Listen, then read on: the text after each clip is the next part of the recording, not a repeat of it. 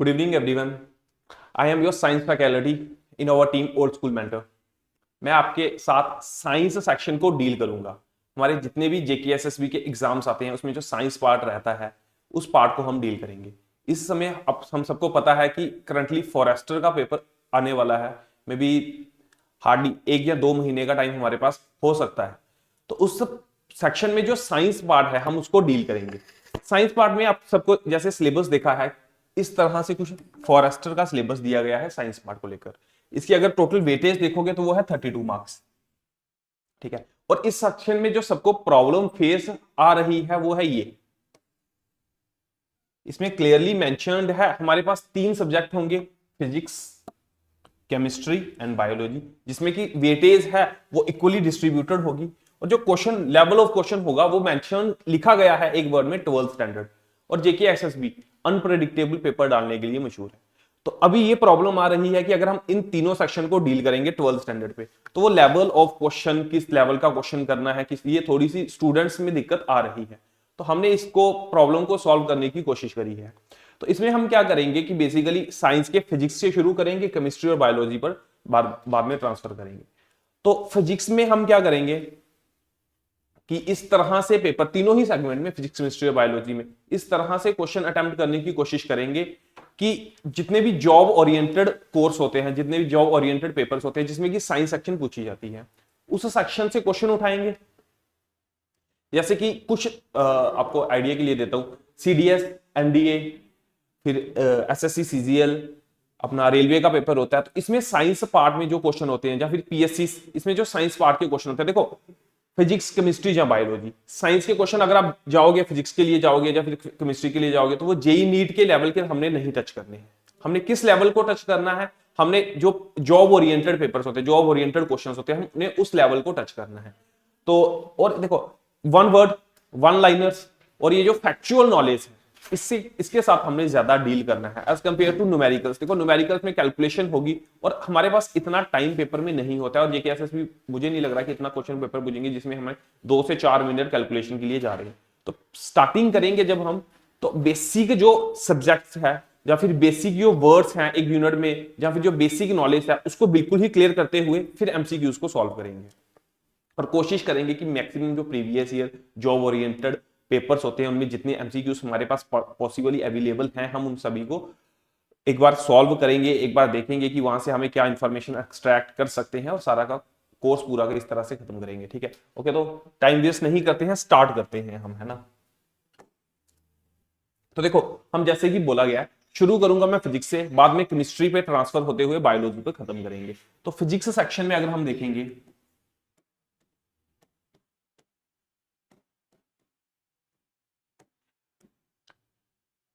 हमारे पास total units जो रहते हैं 11th प्लस 12th में वो कितने हैं, लगभग 19 यूनिट्स। ठीक है, सभी यूनिट्स को डीपली पढ़ना पॉसिबल नहीं होता है। ठीक है, तो हम क्या करेंगे, जैसे कि वो यूनिट जिनकी वेटेज इंट्रेंस एग्जाम में ज्यादा रहती है या फिर जो पॉसिबिलिटी है कि इनमें से पक्का 1-2 नंबर का पेपर आ सकता है, उन यूनिट को अच्छी तरह से करेंगे। और बाकी यूनिट की भी बेसिक नॉलेज जो कि रिक्वायर्ड होगी वो हम सारी की सारी क्या करेंगे, एक्वायर कर लेंगे। और फिर एमसीक्यूज प्रैक्टिस करेंगे कि चाहे मैक्सिमम जो पॉसिबिलिटी है कि अगर देखो वहां पे मेंशन है कि 32 की अगर टोटल साइंस आ रही है तो मतलब कि अगर आप फिजिक्स के साथ चलोगे लगभग 10 से 11 नंबर की फिजिक्स रहेगी, 10 से 11 नंबर की हमारे पास क्या रहेगी, केमिस्ट्री, और 10 से 11 नंबर की हमारे पास क्या रहेगी, बायोलॉजी। तो 10 से 11 नंबर हम कोशिश करेंगे कि मैक्सिमम हम 10-11 इनके बीच में ही नंबर ले लें, क्योंकि मैक्सिमम साइंस सेक्शन में इस तरह से होगा कि अगर हमने पढ़ा होगा, समझा होगा, तो वहां पे नंबर आने का प्रोबेबिलिटी ज्यादा रहती है, क्योंकि फैक्चुअल नॉलेज होगा और बेसिकली बाकी जो कैलकुलेशन से आएगा, तो वहां पे जो स्कोरिंग सब्जेक्ट हो सकता है। अभी हमारे पास डर है कि 12th स्टैंडर्ड की है, हम जब शुरू करेंगे हम बेसिक जो चीजें हैं, देखो जेकेएसएसबी में बेसिक चीजें भी पूछी जा सकती है, तो बेसिक को क्लियर करेंगे, ना ही बहुत जल्दी में पढ़ेंगे ना ही बहुत धीरे पढ़ेंगे, बेसिक को क्लियर करते हुए डायरेक्ट एमसीक्यूज की प्रैक्टिस करेंगे। जितना बेसिक आपको चाहिए होगा वो हम एक्सप्लेन करेंगे और बाद में हम डायरेक्ट एमसीक्यूज से अगर कोई टॉपिक बच रहा है तो एमसीक्यू प्रैक्टिस से वहां पे इसको कवर करेंगे। ओके, तो ठीक है, हम शुरू करते हैं अभी फिजिक्स से। तो देखो फिजिक्स के हमारे पास 19 यूनिट्स हैं, वेटेज के अकॉर्डिंग हम यूनिट्स को उठाएंगे। तो फिलहाल अब जब हम आज शुरू कर रहे हैं तो हम फर्स्ट यूनिट से शुरू करेंगे और वो है हमारा units and measurements.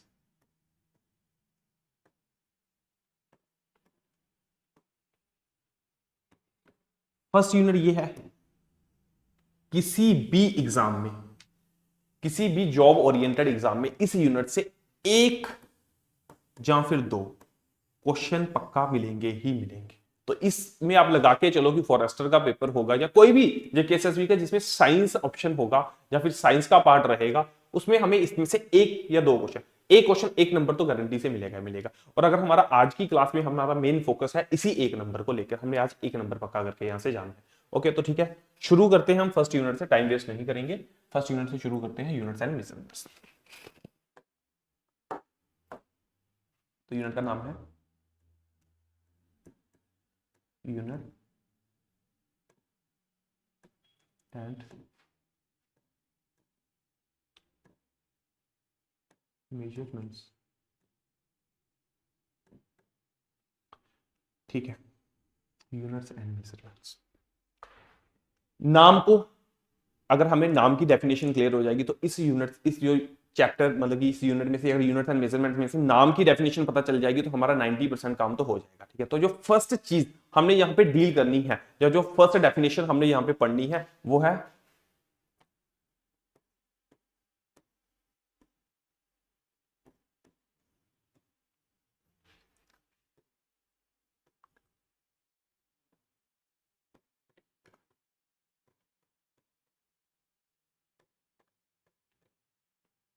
Physical quantities.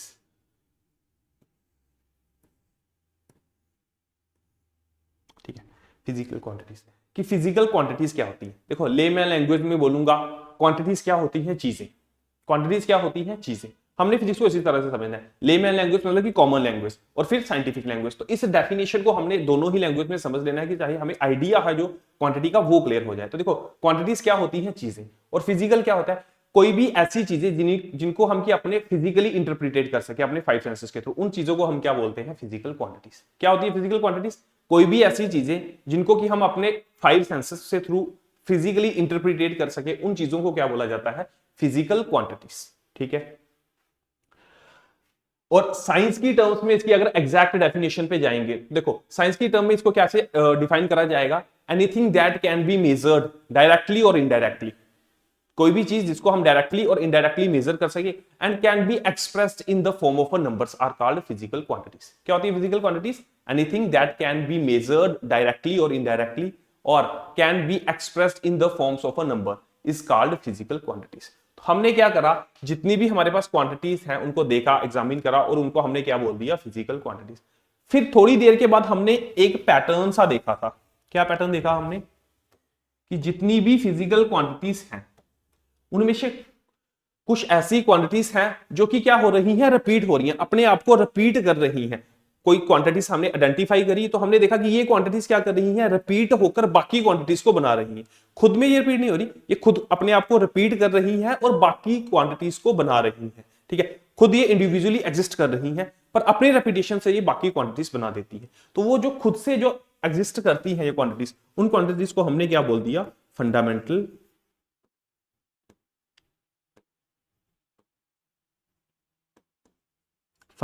Physical quantities.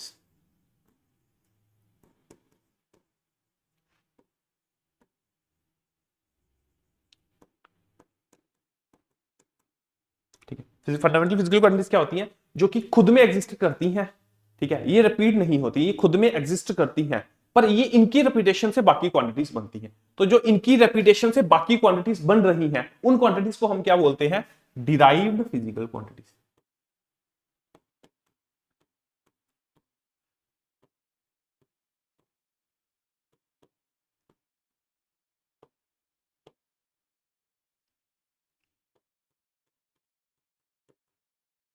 ठीक है, क्या होता है फिजिकल क्वांटिटी, ऐसी क्वांटिटी जिसको कि हम मेजर कर सके डायरेक्टली और indirectly and can be expressed in the forms of a number.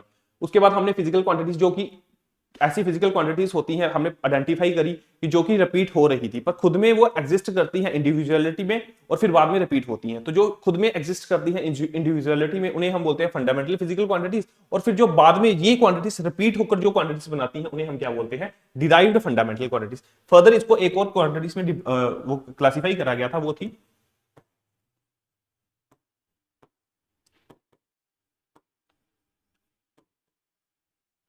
Supplementary, sorry spelling एक बार चेक कर लेना, सप्लीमेंट्री फिजिकल क्वांटिटीज,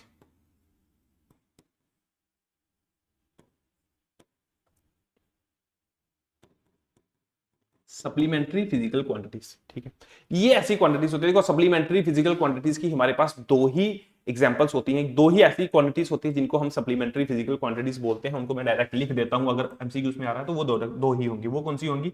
एक तो प्लेन एंगल,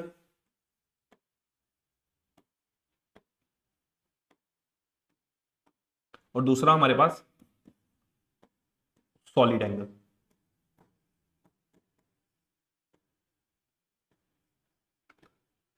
अगर सप्लीमेंट्री फिजिकल क्वांटिटीज की बात करेंगे तो ये सिर्फ दो क्वांटिटीज ऐसी होती हैं जिनको कि हम सप्लीमेंट्री फिजिकल क्वांटिटीज बोलते हैं। उनका कौन कौन सी होती है? प्लेन एंगल और सप्लीमेंट्री एंगल। बाकी जो हमारे पास मेन जिनके साथ हमने डील करना है वो कौन सी होती है? Fundamental physical quantities and derived physical. Clear हुआ? पूरा क्लियर हुआ? फिजिकल क्वांटिटीज क्या होती हैं, फंडामेंटल क्या होती है, डिराइव्ड क्या होती है और सप्लीमेंट्री क्या होती है। जब हमने इनको क्लासिफाई करा तो हमने ऐसी कौन सी जो क्वांटिटीज पहचानी और कितनी थी, तो they are 7 in number. Fundamental physical quantities कितनी होती है? 7 फंडामेंटल फिजिकल क्वांटिटीज होती है जो कि क्या करती है? खुद में इंडिविजुअलिटी में एग्जिस्ट करती है। बाकी सारी की सारी क्या होती है? Derived physical quantities. इनकी मदद से ही ये बनाई जाती है। क्लियर हुआ? तो बेसिकली अभी हम आते हैं फंडामेंटल फिजिकल क्वांटिटीज में।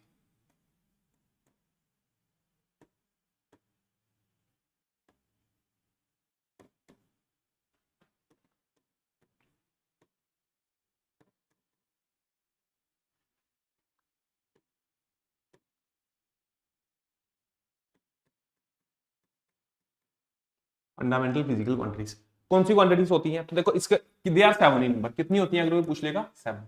कौन कौन सी? मास,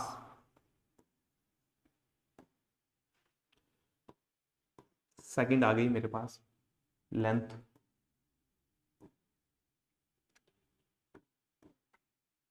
थर्ड आ गई मेरे पास टाइम,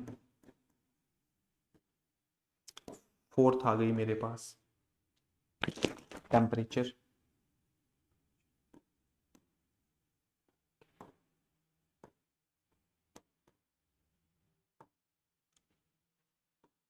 फिफ्थ आ गई मेरे पास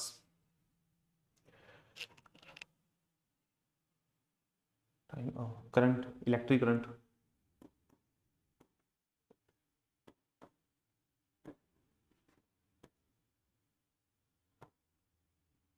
इलेक्ट्रिक करंट। सिक्स्थ आ गई मेरे पास इंटेंसिटी ऑफ लाइट,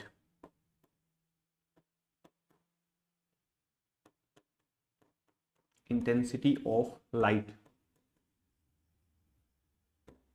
और सेवंथ आ गई हमारे पास मोल ऑफ सबस्टेंस।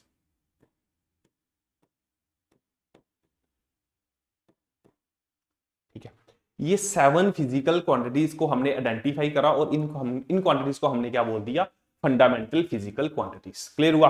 कौन सी? Mass, length, time, temperature, electric current, intensity of light and mole of substance. ये हमारी 7 कौन सी क्वांटिटीज होती हैं? Fundamental physical quantities.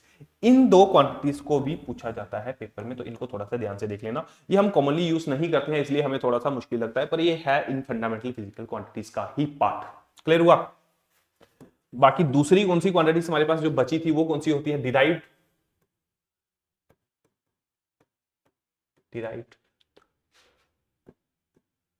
Physical quantities कौन सी होंगी? देखो जो इनसे बनेगी, फॉर एग्जांपल हम ले लेंगे स्पीड।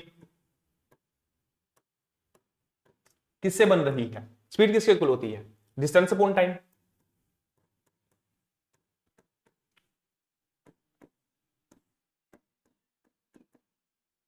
और डिस्टेंस बेसिकली हमारा क्या है? लेंथ ही है। तो ये बेसिकली किससे बन रही है? एक लेंथ से बन रही है और दूसरा किससे बन रही है? टाइम से बन रही है। इसलिए इस फिजिकल क्वांटिटीज को हम क्या बोल देंगे? Derived physical quantities. क्योंकि देखो इसने कौन सी चीज यूज करी? लेंथ और टाइम, और वो दोनों किसके पास है? फंडामेंटल के। तो देखो जो क्वांटिटीज फंडामेंटल को यूज कर बनती हैं उन्हें हम क्या बोलते हैं, डिराइव्ड फिजिकल क्वांटिटीज। और जो क्वांटिटी खुद में, ये 7 क्वांटिटीज है जो खुद में एग्जिस्ट कर रही हैं, तो इन क्वांटिटीज को हम क्या बोलते हैं, फंडामेंटल फिजिकल क्वांटिटीज। एक और एग्जांपल ले लेते हैं, जैसे कि एक्सेलरेशन किसके इक्वल होती है, velocity upon time.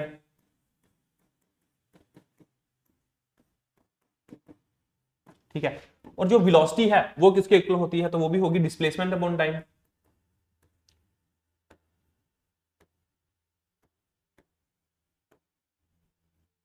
Displacement upon time, तो यहां से एक और टाइम आ जाएगा। तो देखो अभी एक्सेलरेशन, डिस्प्लेसमेंट क्या है, लेंथ, और टाइम, तो जो टाइम स्केयर बन जाएगा बेसिकली है तो टाइम। तो इन्हीं दो को यूज करके ही क्या बन रही है, एक्सेलरेशन बन रही है। तो एक्सेलरेशन भी क्या हो जाएगी मेरी, डिराइव्ड फिजिकल क्वांटिटी। क्लियर हुआ? ठीक है, देखो उसके बाद फिजिकल क्वांटिटीज क्या होती हैं, फंडामेंटल फिजिकल क्वांटिटीज क्या होती हैं, डिराइव्ड फिजिकल क्वांटिटीज क्या होती है, और सप्लीमेंट्री फिजिकल क्वांटिटीज क्या होती है। आइडिया आ गया, क्लियर हो गया थोड़ा सा। उसके बाद हमें प्रॉब्लम क्या आई कि हमने क्वांटिटीज को तो आइडेंटिफाई कर लिया, पर इन क्वांटिटीज को हमने क्या करना था, मेजर भी करना था कि कितनी है, अभी कि मास है कितना है, लेंथ है कितनी है, टेम्परेचर है कितना है। तो इन क्वांटिटीज को मेजर करने के लिए हमने एक सिस्टम सेट करा, या फिर एक पैरामीटर को लाया, इंट्रोड्यूस करा। उस पैरामीटर को हम क्या बोलते हैं, यूनिट्स। उस पैरामीटर को हम क्या बोलते हैं, यूनिट्स। ठीक है, लेंथ को मेजर करने के लिए जो चीज चाहिए उसे भी यूनिट बोलेंगे, मास को मेजर करने के लिए चीज चाहिए उसे भी यूनिट बोलेंगे। तो बेसिकली हमने क्या करा, फंडामेंटल या फिर डिराइव्ड फिजिकल क्वांटिटीज को मेजर करने के लिए एक चीज की जिसे हम इंट्रोड्यूस करा, या फिर एक चीज थी जिसको हम लेके आए, वो चीज क्या होती है, यूनिट। तो यूनिट क्या है, जब भी हमने fundamental physical quantities, derived physical quantities, या फिर बोलेंगे ओवरऑल फिजिकल क्वांटिटीज को आइडेंटिफाई कर लिया, उनको मेजर करने के लिए किसी चीज की जरूरत थी, उस चीज को हमने क्या बोल दिया, यूनिट्स। ठीक है, तो देखो मास को मेजर करेंगे, लेंथ को मेजर करेंगे, और बाकी जितनी भी हमारे पास, देखो इसमें भी क्या है, 7 फंडामेंटल यूनिट्स बन जाएंगे, क्योंकि देखो फंडामेंटल क्वांटिटी 7 है, तो 7 के यूनिट अगर हमें पता होंगे, बाकी इन्हीं से बनेंगे, तो इनके यूनिट बाकी हम क्या करेंगे, निकाल लेंगे। तो हमें कितने यूनिट जो लर्न करने हैं वो कितने हैं, 7 फिजिकल क्वांटिटीज जो कि हमारी कौन सी थी, फंडामेंटल, उनके यूनिट्स हमने लर्न कर लेने हैं, बाकी हमने लर्न नहीं करने हैं, बाकी हमने क्या करने हैं, बनाने हैं। जिस टाइम पे हमें पूछा जाएगा इसका यूनिट क्या होता है, बाकी हम उस तरह से बना लेंगे। ठीक है, तो देखो प्रॉब्लम क्या आई, पहले मास को कोई बंदा मेजर कर रहा था केजी में, कोई बंदा मेजर कर रहा था ग्राम में, ग्राम्स में, कोई बंदा मेजर कर रहा था पाउंड में। प्रॉब्लम थी। और लेंथ भी कभी हम सेंटीमीटर में मेजर कर रहे थे, कहीं हम किलोमीटर में मेजर कर रहे थे, और कहीं हम क्या कर रहे थे, मीटर में मेजर कर रहे थे। तो फिर हमने क्या करा कि एक स्टैंडर्ड यूनिट मान लिया, और उसे हम बोलते हैं एसआई यूनिट। तो हमने क्या करा, एक स्टैंडर्ड यूनिट लेके आए, उस स्टैंडर्ड यूनिट में हमने क्या करा, मेजरमेंट करना शुरू कर दी। ठीक है, तो हमने जब भी किसी मास को मेजर करना है, या फिर लेंथ को, जितने भी हमारे पास 7 फंडामेंटल क्वांटिटीज है, जब भी हमने उनको मेजर करना है, तो हमने उनको हमेशा ही किसमें एक्सप्रेस करना है, in the terms of SI unit. ठीक है, तो बेसिकली हम एसआई यूनिट पढ़ते हैं इन फंडामेंटल क्वांटिटीज की। तो अभी हम डायरेक्ट इनके एसआई यूनिट्स पढ़ेंगे कि इनके एसआई यूनिट्स क्या होते हैं। ग्राम में भी मेजर कर सकते हैं, अलग अलग में भी कर सकते हैं, पर जो स्टैंडर्ड यूनिट होंगे उसमें हमने किस में मेजर करना है वो भी हम देख लेंगे। ठीक है, तो देखो पहले जो हम फंडामेंटल फिजिकल क्वांटिटीज लिख लेते हैं, क्योंकि 7 हमने लिखनी है और 7 के यूनिट हमने लर्न करने हैं, बाकी हम उनके क्या करेंगे, डिराइव करते जाएंगे। तो जो पहली कौन सी थी, मास, एक मिनट लिख देता हूं, क्वांटिटीज, क्वांटिटीज, और यहां पे आ गए इनके यूनिट्स। यूनिट पे कौन से, एसआई यूनिट्स, और उन यूनिट्स के सिंबल हम यहां पे लिखे।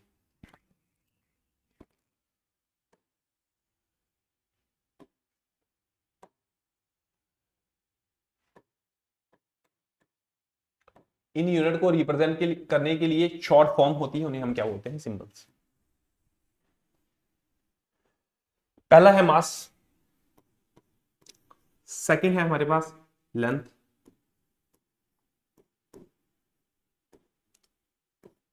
थर्ड है हमारे पास, मास हो गया, लेंथ हो गया, टाइम, फोर्थ है हमारे पास टेम्परेचर,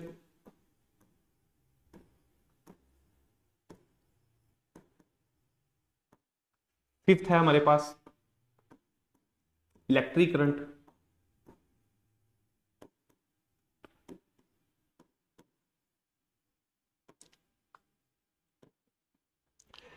सिक्स्थ है हमारे पास luminous intensity,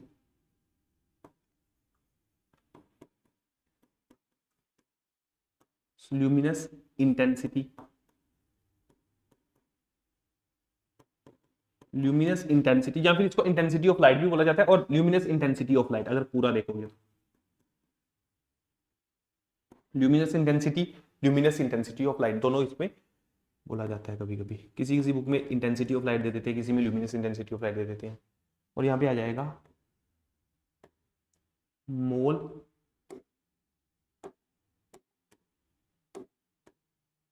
of substance.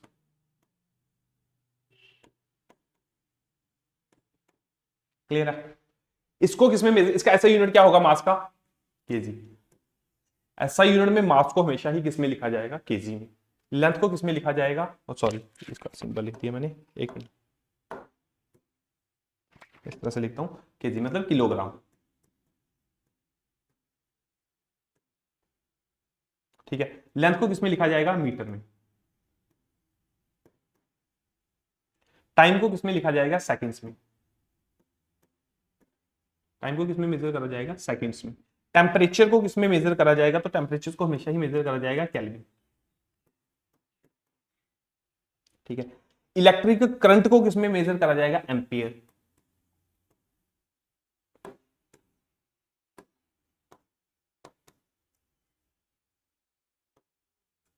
Ampere. Luminous intensity of light को कैंडिला, याद रखना ये कैंडिला। ठीक है। और मोल ऑफ सब्सटेंस को मोल में। क्लियर है? इसका सिंबल क्या होगा? सबको पता है, केजी मीटर के लिए, एम सेकंड के लिए, एस ई सी केल्विन के लिए, के एम्पियर के लिए, ए कैंडिला के लिए, सी डी, और मोल के लिए मोल ही होता है। क्लियर हुआ? इसके कभी कभी सेकंड लिख देते हैं हम, कभी कभी ऐसे एस भी लिख देते हैं। ठीक है ना? क्लियर हुआ? तो ये थे क्वांटिटीज, फिजिकल क्वांटिटीज। कौन सी है? फंडामेंटल। ये इनके आगे एसआई यूनिट और ये उनके आगे सिंबल। हमने बस इतना ही लर्न करना है, बाकी हम क्या करेंगे? इनसे डिराइव करेंगे। क्लियर हुआ? एक बार इस टेबल को पॉज करके उतार लो अगर उतारना है तो। ठीक है।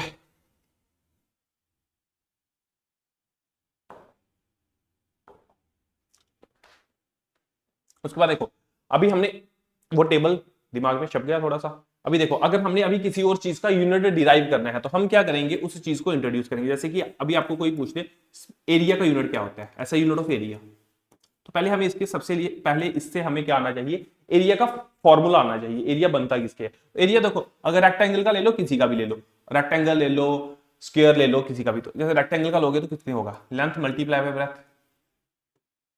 ठीक है। लेंथ को किसमें मेजर करेंगे? मीटर में, सिंबल एम आ गया।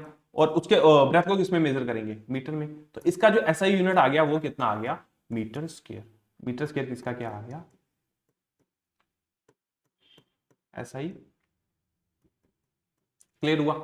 देखो, बना है किसी से तो डिराइव्ड फिजिकल क्वांटिटीज है, और इसका जो यूनिट है वो भी हमने डिराइव करा है। क्लियर है? देखो, एक और एग्जांपल पे जाते हैं, जैसे कि वेलोसिटी। वेलोसिटी किसकी इक्वल होती है? डिस्प्लेसमेंट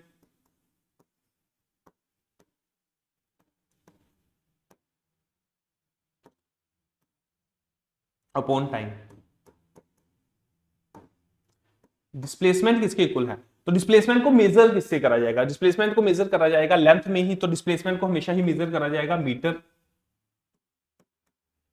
और टाइम को मेजर करा जाएगा सेकंड्स में। तो इसका जो यूनिट बनेगा वो क्या बनेगा? मीटर पर सेकंड। क्लियर है? मीटर पर सेकंड।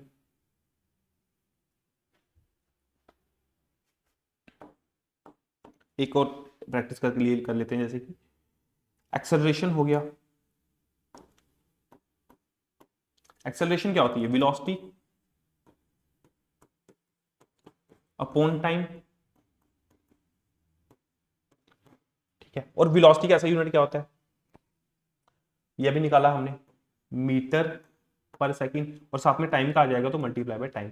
तो ये कितना आ जाएगा, मीटर पर सेकंड स्क्वायर। तो इसको हम किस तरह से लिख देंगे, मीटर पर सेकंड स्क्वायर। देखो इसको हम इस तरह से लिख सकते हैं, मीटर पावर -1। -1 का मतलब जब ऊपर जाके ये क्या हो जाएगा, -1 हो जाएगा। तो जब हम स्क्वायर के साइन सॉरी सेकंड के स्क्वायर को ऊपर लेके जाएंगे तो वो भी क्या हो जाएगा, मीटर पर सेकंड स्क्वायर, तो पावर आ गया -2। क्लियर है। नेक्स्ट चीज जो इस यूनिट में हमने पढ़नी है वो क्या होता है, डायमेंशन फॉर्मूला। क्या होता है,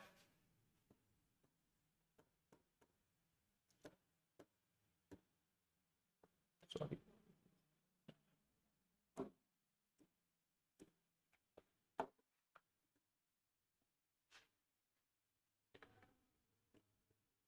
सॉरी स्पेलिंग देख लेना, मुझे तो अभी ठीक ही लग रहा है।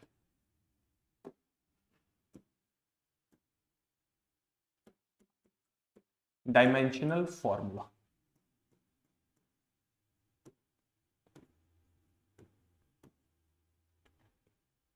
DIMM होगा शायद, देख लेना एक बार स्पेलिंग को। डायमेंशनल फॉर्मूला क्या होता है, डायमेंशनल फॉर्मूला ये समझते हैं। देखो जब भी हम किसी चीज को मेजर करते हैं, जैसे कि जो हमारी फंडामेंटल फिजिकल क्वांटिटीज होगी या फिर डिराइव्ड, उनको हम यूनिट्स में लिखते हैं, ठीक है। तो उस यूनिट्स को अगर हम फर्दर एक स्टेप एक्सटेंड कर दें और एक और फॉर्म में रिप्रेजेंट करने की कोशिश करें, उसको ही हम क्या बोलते हैं, डायमेंशनल फॉर्मेट। बेसिकली डायमेंशन तो एक पावर होती है, किसकी पावर होती है, हमारी फिजिकल क्वांटिटीज की। वो किस तरह से फॉर्मूले में वेरी कर रही है। जैसे कि कोई फॉर्मूला बन रहा है, उसमें मास कितनी पावर से, कितनी टाइम या फिर कितनी पावर से वेरी कर रहा है, रेसिप्रोकल है, डायरेक्टली प्रोपोर्शनल है, इनवर्सली प्रोपोर्शनल है, किस तरह से कोई फिजिकल क्वांटिटी हमारे फॉर्मूले में वेरी करती है, उसको ही हम क्या बोलते हैं, डायमेंशनल फॉर्मूला या फिर उसके डायमेंशंस। डायमेंशंस का मतलब कोई फिजिकल क्वांटिटी किस तरह से वेरी कर रही है हमारे गिवन या फिर डिराइव्ड फॉर्मूले में, उसे ही हम क्या बोलते हैं, डायमेंशनल फॉर्मूला। क्या होगा डायमेंशनल फॉर्मूला, किस तरह से फिजिकल क्वांटिटी वेरी करती है, किसमें, हमारे गिवन या फिर डिराइव्ड फॉर्मूले में। मतलब स्क्वायर से वेरी कर रही है, वो मास स्क्वायर से वेरी कर रहा है, क्यूब से वेरी कर रहा है, टाइम, जैसे देखो प्रीवियस स्लाइड में देखोगे तो देखो यहां पे जो टाइम था वो पावर -1 से वेरी कर रहा था, यहाँ पे -2 से वेरी कर रहा है। तो ये टाइम किस तरह से वेरी कर रहा है, इसी चीज को हम क्या करेंगे, इसी चीज को हम क्या बोलते हैं, डायमेंशनल फॉर्मूला। और इसको ही हम पढ़ते हैं डायमेंशनल फॉर्मूला।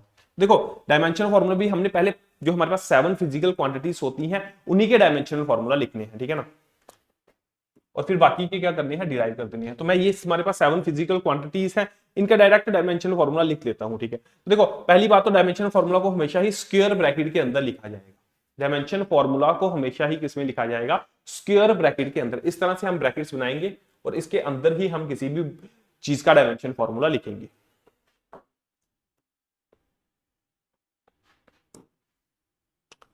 ठीक है, तो फिलहाल हम इसी टेबल को थोड़ा सा मॉडिफाई करते हैं।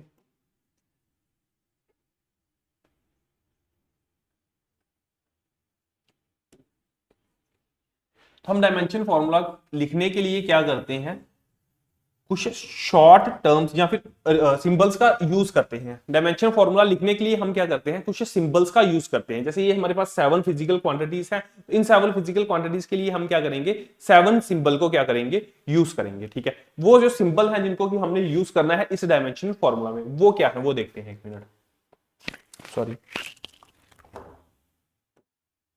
ठीक है, देखो मास को हम यहां पे रिप्रेजेंट करते हैं, ठीक है। मास को हम यहां पे रिप्रेजेंट करते हैं m के साथ, लेंथ को यहां पे रिप्रेजेंट करते हैं l के साथ, टाइम को यहां पे रिप्रेजेंट करते हैं t के साथ। देखो वहां पे भी मीटर को भी हम m के साथ रिप्रेजेंट करते थे, पर यहां पे जो m होगा वो कैपिटल होगा, और जो मीटर के लिए m होता है ऐसा यूनिट में, वो किसमें होता है, स्मॉल में होता है। टाइम को t के साथ, टेम्परेचर को k के साथ, इलेक्ट्रिक करंट को a के साथ, एम्पियर तो a के साथ करेंगे, ल्यूमिनस ऑफ इंटेंसिटी को cd के साथ ही करते हैं, और मोल को हम मोल से ही करेंगे। क्लियर हुआ, मोल को हम मोल से ही करेंगे, ठीक है, तो ये जो 7 फंडामेंटल फिजिकल क्वांटिटीज हैं, इन 7 फंडामेंटल फिजिकल क्वांटिटीज को जो हम सिंबल यूज करेंगे वो ये होते हैं MLT KA CD और मोल। क्लियर हुआ? देखो इसमें किस तरह से मैं आपको थोड़ा सा आइडिया देता हूं कि किसी भी बॉडी का डायमेंशनल फॉर्मूला बनाना है तो हमें क्या चीज करनी है, क्या चीज हमें स्टेप्स परफॉर्म करने हैं, ये भी हम आइडिया ले लेते हैं इसी के साथ ही। देखो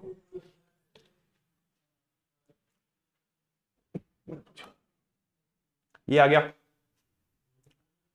एरिया है, क्या है, length multiply by breadth, metre में मेजर करा जाएगा लेंथ को, और मीटर स्क्वायर, तो ये ऐसा यूनिट हमारा आ गया। देखो तो हमने क्या करना है, जब भी किसी चीज का डायमेंशनल फॉर्मूला बनाना है, चाहे हम उसका ऐसा यूनिट लिख लें, उससे भी हम डायरेक्टली बना सकते हैं। ठीक है, देखो अगर यहां से बनाना होगा हम क्या करेंगे, MLT, मोस्ट कॉमनली यही यूज करते हैं, कभी कभी अगर करंट आ रहा है तो ए भी यूज कर लेते हैं। ठीक है, और बाकी क्वांटिटीज भी यूज कर सकते हैं, मैं बेसिकली 4 को दिखा रहा हूं आपको किस तरह से करना है, बाद में आप देख जाओ।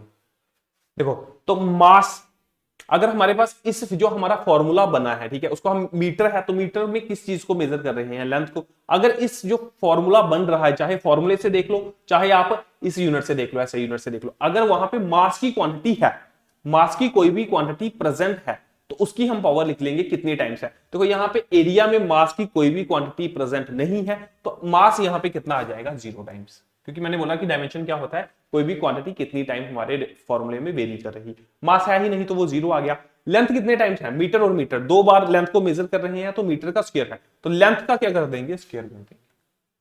टाइम हमारे पास इस फॉर्मूले में टाइम नहीं है तो टाइम की पावर भी रख लेंगे 0, और करंट नहीं है तो उसकी पावर भी क्या रख लेंगे, 0। तो बेसिकली अगर आप देखोगे तो इसमें हमें MLT की लिखने की जरूरत नहीं है, हम डायरेक्ट ये लिख सकते हैं, सॉरी, हम डायरेक्टली लिख सकते हैं कि इस फॉर्मूले में जो हमारा डायमेंशनल फॉर्मूला होगा एरिया का, वो क्या होगा, L की पावर 2।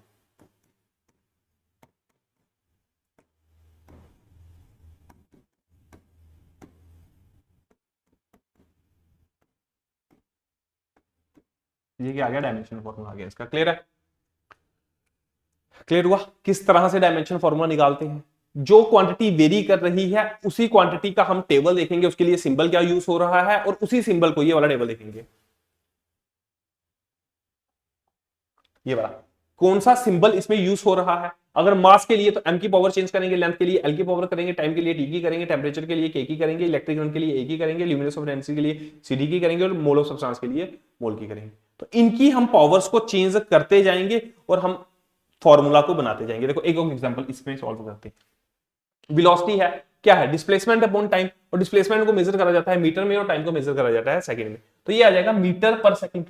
क्लियर है? तो देखो डायमेंशन फॉर्मूला बनाना है, यहां से बना सकते हो, यहां से बना सकते हो, क्या लिखोगे, MLT। बेसिकली ये 3 ही क्वांटिटीज होती हैं जो मैक्सिमम टाइम वेरी करती हैं। तो जब तक हमें चार्ज इंट्रोड्यूस नहीं करा जाएगा ना, चार्ज या फिर टेम्परेचर, तो फिर हम एम्पेयर को भी नहीं लिखते हैं, और टेम्परेचर के लिए केल्विन, वो अगर इंट्रोड्यूस होगा कहीं कोई जैसे करंट में, फिर हम चार्ज को लिखते हैं। आप लिख भी सकते हो, नहीं भी लिख सकते हो, कोई दिक्कत नहीं। मैक्सिमम हम 3 से ही डील करते हैं MLT, maximum number of questions में, तो अभी मैं 3 ही लिख रहा हूं, अगर मुझे जरूरत पड़ेगी तो मैं उस 4th 5th 6th को भी ऐड कर दूंगा। ठीक है, देखो तो वेलोसिटी किसके इक्वल होती है, मीटर पर सेकंड में इसको मेजर करा जाता है, होती किसके इक्वल है, डिस्प्लेसमेंट अपॉन टाइम। तो देखो हम डायरेक्ट यहां से बनाने की शुरू करते हैं इसका डायमेंशन फॉर्मूला। देखो मीटर क्या है, मीटर में क्या मेजर करा जाएगा, लेंथ। मास है इस क्वांटिटी के पास, नहीं है। ऐसा यूनिट में मास किसमें मेजर करा जाता है, केजी में, तो अगर यहाँ पे केजी हुआ तो मैं मास लिखूंगा। यहाँ पे अभी मेरे पास है क्या, एम क्या मतलब क्या है यहाँ पे, ऐसे फॉर्मूले में मीटर, तो मीटर के लिए L की पावर 1, मास नहीं है, M की पावर 0, और टाइम कितना है, सेकंड की पावर -1 है, तो टाइम की पावर कैसे लिख दूंगा, -1। तो इसका डायमेंशन फॉर्मूला क्या बन गया, M0L1T-1। क्लियर हुआ? उसी तरह से एक्सेलरेशन का देख लो, तो एक्सेलरेशन का डायमेंशनल फॉर्मूला क्या बनेगा, क्या करेंगे, सबसे पहले MLT, मास है इस क्वांटिटी में, जब हमने इसका ऐसा यूनिट लिखा, देखो ऐसा यूनिट में आपको ये चीज पता होनी चाहिए टेबल से कि ऐसे यूनिट में M का क्या मतलब है, मीटर, और S का क्या मतलब है, सेकंड। अगर मास होता तो यहां पे क्या आ जाता, केजी, तो मास नहीं है, 0 आ गया। L लेंथ, मीटर कितनी पावर है, 1, और टाइम की पावर कितनी है, 2, तो ये इसका क्या आ गया, डायमेंशनल फॉर्मूला आ गया। क्लियर हुआ? ठीक है, तो अभी हम क्या करेंगे, प्रैक्टिस करेंगे कुछ डायमेंशनल फॉर्मूलों की। कैसे कैसे अलग अलग फिजिकल क्वांटिटीज के लिए हम अलग अलग डायमेंशन फॉर्मूले डिराइव कर सकते हैं। तो बेसिकली पहले हमने वेलोसिटी का कर लिया है, एक्सेलरेशन का कर लिया है, अभी हम फोर्स का करते हैं। चलो एक बार फोर्स का करते हैं, ठीक है।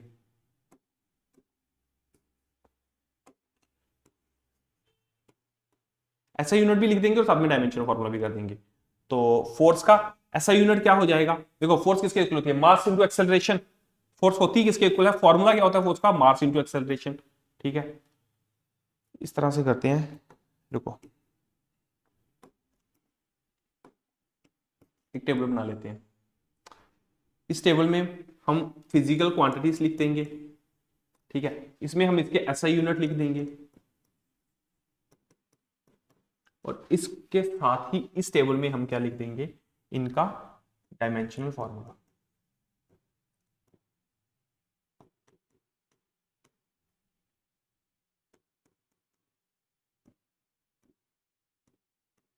Clear, physical quantity clear. तो देखो पहले आ गई फोर्स, पहले हमने तीन चार पहले लिख लिया, वहां से कॉपी कर लेना, जैसे कि एरिया का क्या था, वेलोसिटी का, डिस्प्लेसमेंट का और एक्सेलरेशन का, वो वहां से लिख लेना इस टेबल में। बाकी मैं फोर्स से शुरू कर रहा हूं। फोर्स का क्या होता है फॉर्मूला, मास इंटू एक्सेलरेशन। और ऐसा यूनिट क्या होता है फोर्स का, तो देखो ऐसा यूनिट हम यहां से डिराइव कर लेंगे। मास को किसमें मेजर करा जाएगा, केजी में। और एक्सेलरेशन का अगर आप देखोगे तो एक्सेलरेशन का यहां पे निकाला गया था मीटर पर सेकंड। तो एक्सेलरेशन का क्या आ जाएगा, मीटर पर सेकंड स्क्वायर। एक्सेलरेशन का क्या आ जाएगा, मीटर पर सेकंड स्क्वायर।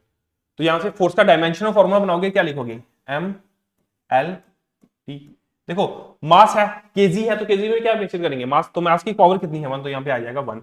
मीटर पावर कितनी है 1, तो यहाँ पे लेंथ में भी क्या आ जाएगा 1। और टाइम टी सेकंड, तो क्लियर हुआ। तो ये इसका क्या बन गया, डायमेंशनल फॉर्मूला बन गया। क्लियर है। उसके बाद चलो फर्स्ट मान रहा हूं, क्या नंबरिंग देख लेना, ठीक है। उसके बाद फोर्थ के बाद आ गया हमारा वर्क डन।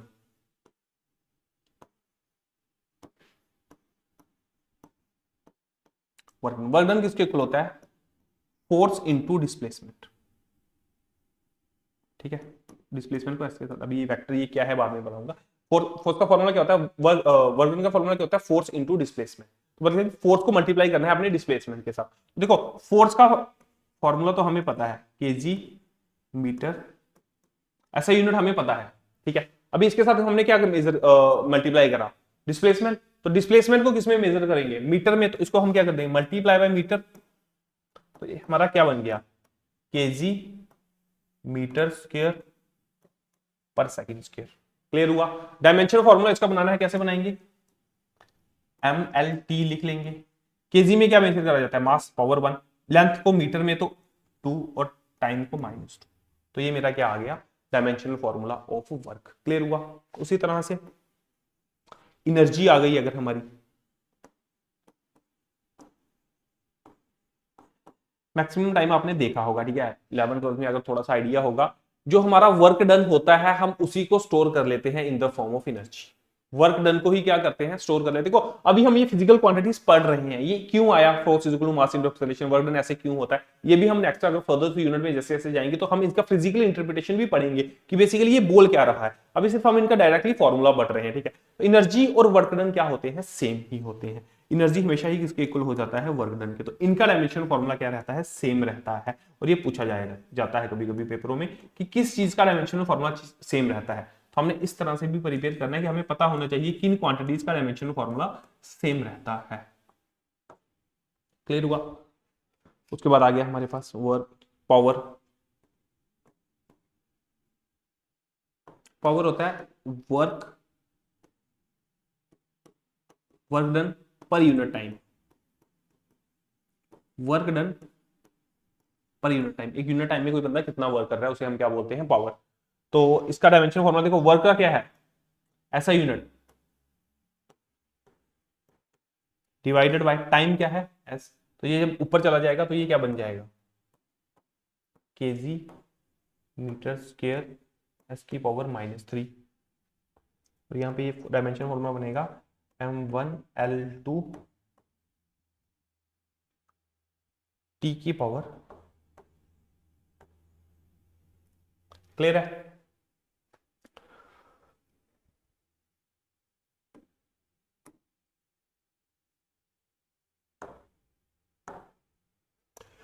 ठीक है, पावर हो गया। उसके बाद आ गया हमारा pressure.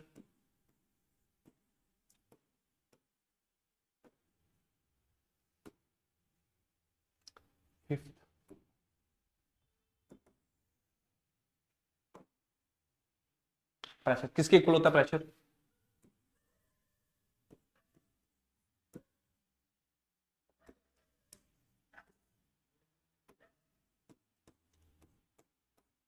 Force per unit area. Pressure होता है फोर्स पर यूनिट एरिया। ऐसा ही फॉर्मूला क्या हो जाएगा? फोर्स का क्या होता है? Kg metre square divided by area, तो एरिया आ जाएगा मीटर। तो ये क्या बन जाएगा? KG per metre. ठीक है, अच्छा ये समझ आ रही है? देखो मैं बताता हूं इसको मैंने कैसे करा है। इसको इस तरह से देखो, ये केजी मीटर, और जब ये मीटर ऊपर गया तो देखो यहां से 1 तो पावर पहले से है, तो यहां पे बन जाएगा -2, और ये सेकंड का बन जाएगा -2। तो ये किस तरह से बन जाएगा? केजी मीटर में -1 और सेकंड में -2। तो बेसिकली ये दोनों इस तरह से बन रहा है। तो सॉल्व कर दिया, ठीक है।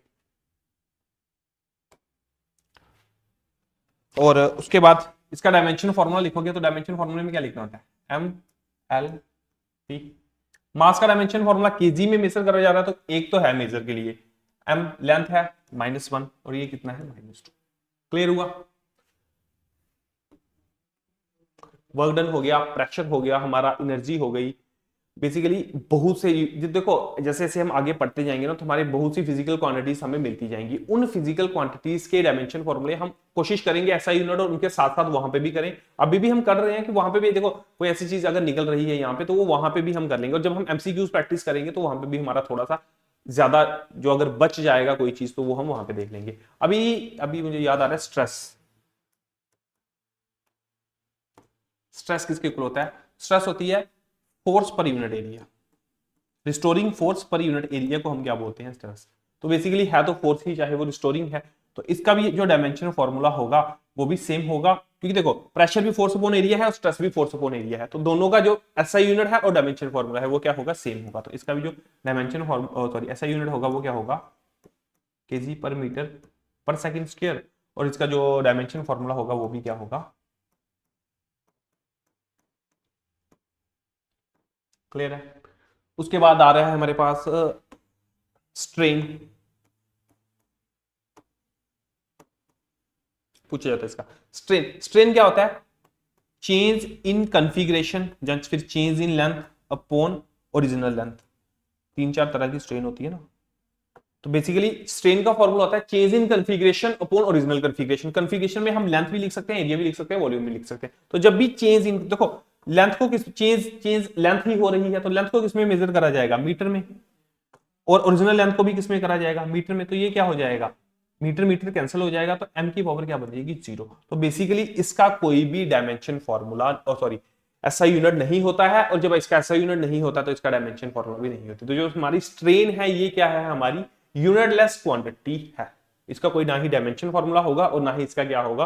कोई ऐसा यूनिट होगा। और एक इसकी और एक एग्जांपल होती है हमारे पास थीटा एंगल। थीटा देखो, थीटा क्या होता है? आर्क अपॉन रेडियस पढ़ा होगा।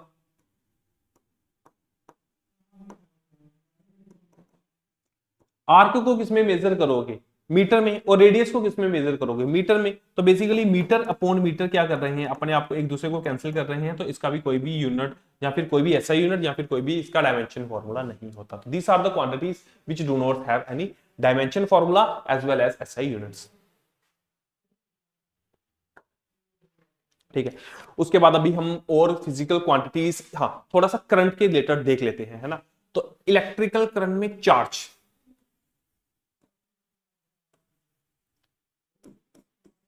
चार्ज चार्ज का अगर आपको ऐसा यूनिट निकालने के लिए बोल दिया जाए,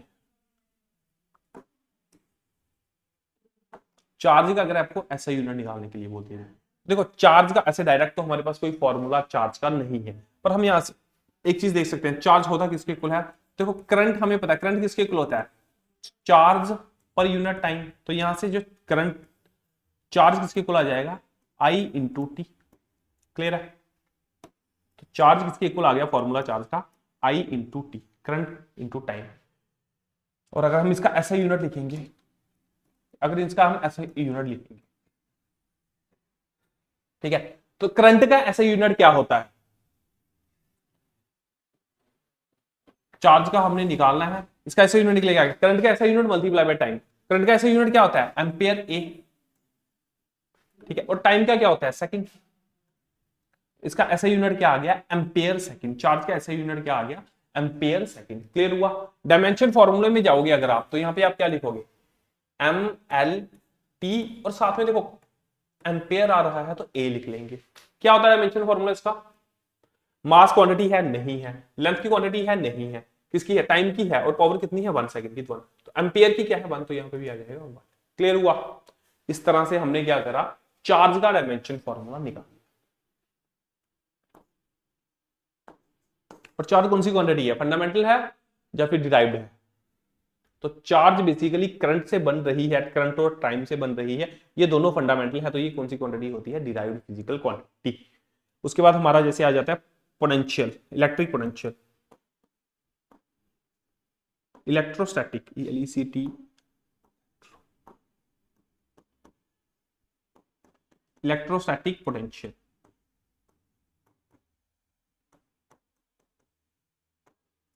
इलेक्ट्रोस्टैटिक पोटेंशियल, तो इलेक्ट्रोस्टैटिक पोटेंशियल में क्या होता है,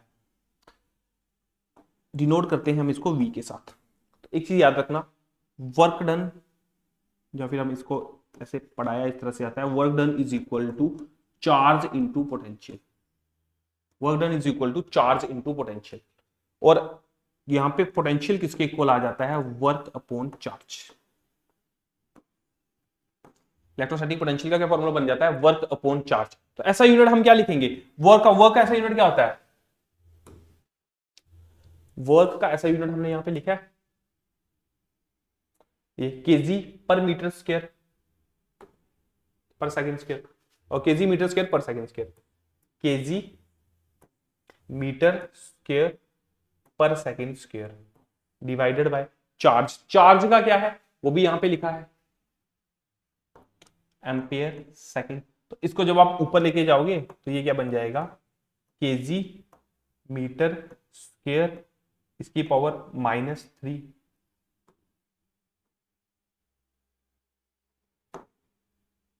इसकी पावर इस तरह से बन जाएगी, सेकंड की पावर -2 और -1, तो ये बन जाएगी -3, और एम्पियर की पावर बन जाएगी -1। तो बेसिकली जो इसका ऐसा यूनिट आया है वो क्या आया है, kg metre square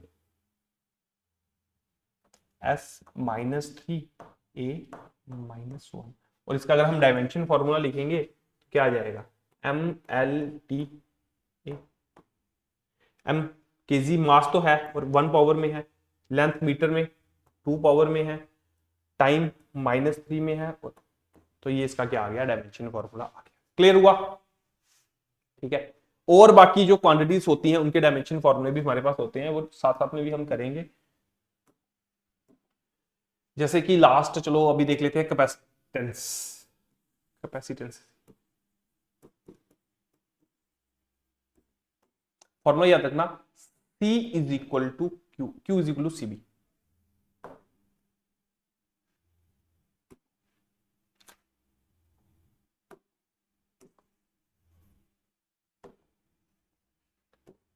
Q is equal to CV।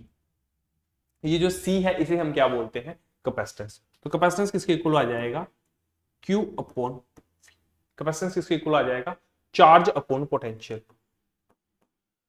तो चार्ज का ऐसा यूनिट अभी निकाला था हमने, क्या था, बोलो, ampere per second, ampere into a second. देखो इसको हम एम्पियर इंटू सेकंड, और डिवाइडेड बाय पोटेंशियल। पोटेंशियल का क्या था, अभी देख लो पीछे, पोटेंशियल का ये लिखा है हमने, क्या है, केजी पर मीटर स्क्वायर, और kg metre square per second, इसका एक मिनट,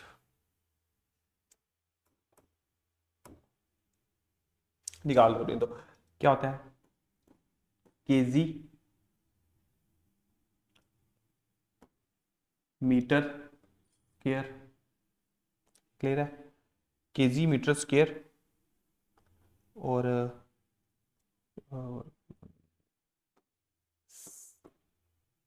सेकंड -2 और साथ में इसके साथ किसके साथ मल्टीप्लाई कर दिया जाएगा, इसको भी चार्ज के साथ ही करेंगे ना हम,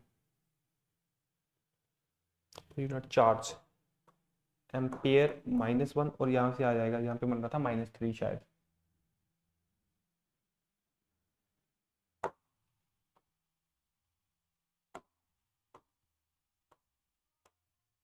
यही है केजी मीटर स्क्वायर सेकंड -3 और a -1, देख ले एक बार,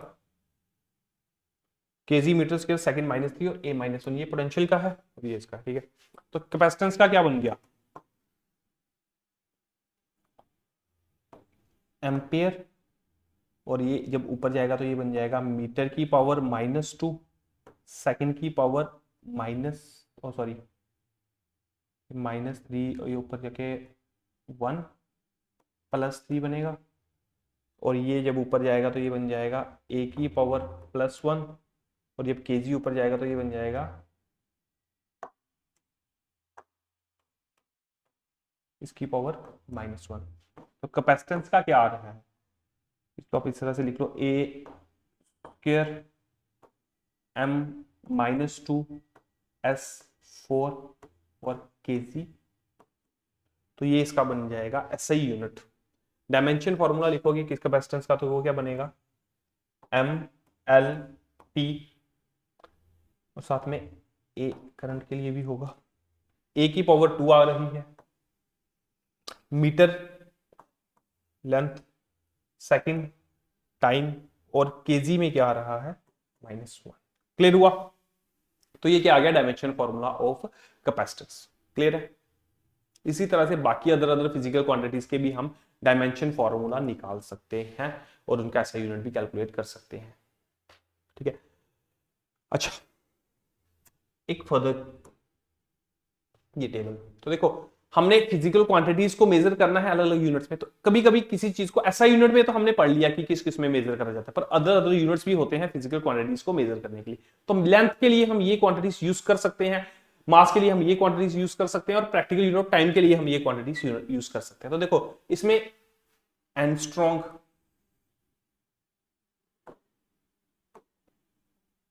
एंगस्ट्रॉम हो गया, लेंथ मेजर करने के काम आता है, नैनोमीटर लेंथ मेजर करने के काम आता है, माइक्रोमीटर, देखो मीटर मीटर लग रहा है तो सब में क्या होगा लेंथ हम मेजर कर सकते हैं। लाइट ईयर, लाइट ईयर में भी हम अपने ये ध्यान रखते हैं, ये तीन, लाइट ईयर, परसेक, माइल और फट। लाइट ईयर में भी हम क्या मेजर करते हैं, लेंथ ही मेजर करते हैं, और एक लाइट ईयर कितने होता है 9.46 इंटू 10⁻⁻15 मीटर। एस्ट्रोनॉमिकल यूनिट में भी हम क्या करते हैं, लेंथ ही मेजर करते हैं। देखो लाइट ईयर क्या है, एक लाइट का जो फोटोन है वो एक ईयर में कितना डिस्टेंस ट्रेवल करता है, वही हम क्या होता है लाइट ईयर। तो वो डिस्टेंस ट्रेवल कर रहा है तो उसको हम किसमें मेजर करते हैं, मीटर में ही मेजर करते हैं, या फिर वो डिस्टेंस है तो लेंथ ही हमारे पास जो फिजिकल उसका इंटरप्रिटेशन होगा वो लेंथ का ही होगा। परसेक भी एस्ट्रोनॉमिकल बॉडीज को मेजर, एस्ट्रोनॉमिकल बॉडीज की लेंथ को मेजर करने के काम आता है।